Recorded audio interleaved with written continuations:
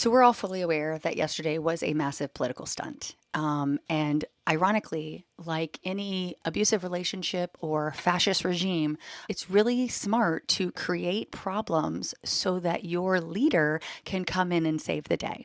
Okay. So when TikTok, the CEO of TikTok specifically, led you to believe that he had to pull the plug on TikTok hours before the 19th, and that he only was able to reinstate it yesterday because of President Trump, who is not president until today, that was completely phony bullshit.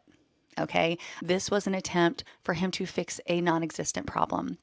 We still have a problem because even with a 90-day window, the stipulations that Trump is proposing, they do not actually meet the criteria of what the law that was instituted says. He is talking about a partnership with China and even alluding to them maintaining the intellectual property of the algorithm.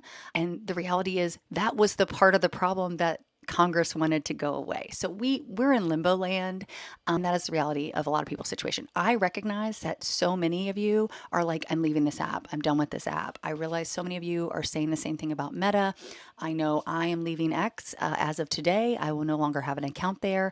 It is a cesspool. But I need people to understand that we're losing our ability to have a voice, and our options are becoming smaller and smaller. And while I am not telling anyone to stay on a platform, understand that many people will, because, like, for example, TikTok, it has the best features to make videos.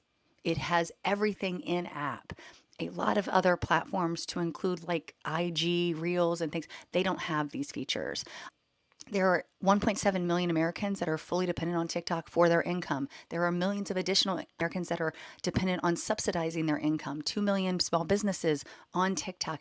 And they are all currently in a state of, I don't know what's happening next. Okay. So just recognize that before you come into comment sections and demand people delete apps or whatever the case may be, because you have someone like me who is running a campaign at a grassroots level that needs to fundraise, that needs to be able to get their message out to not only the community but beyond, across the Commonwealth. And yes, I have a Facebook public page for my campaign. I have an Instagram for my campaign. I have this TikTok platform that I use for my campaign. So there are a lot of reasons that people are not going to just burn it to the ground, because right now we don't have a lot of options. And until someone brings options to us that are viable, we are stuck in this limbo world of trying to be educational and relevant and bring news to everyone. With that being said, I don't really monetize here. I think I made $31 last month, and the only reason I'm in the creator fund is because it tends to give you more push to the algo.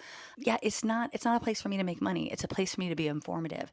That is not the case for a lot of other people. It's also worth noting, not only is it the right wing political arm that wants people like myself to no longer have a voice, to be silent, it is also mainstream media. We have diverted a lot of their money and their viewership because nobody is seeking them out anymore. Because people like me and so many other creators that you have come to learn and get to know and love exist.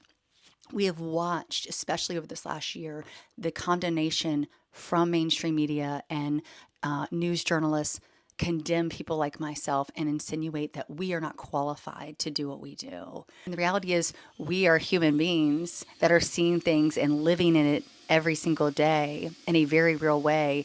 And we are not separated from these communities because we are millionaires and billionaires and sitting on a high horse. We actually have insight that a lot of other people that are in the journalism field and in the media field do not have. With all that being said, I plan to stick around until these platforms quite literally burn to the ground, as did Twitter.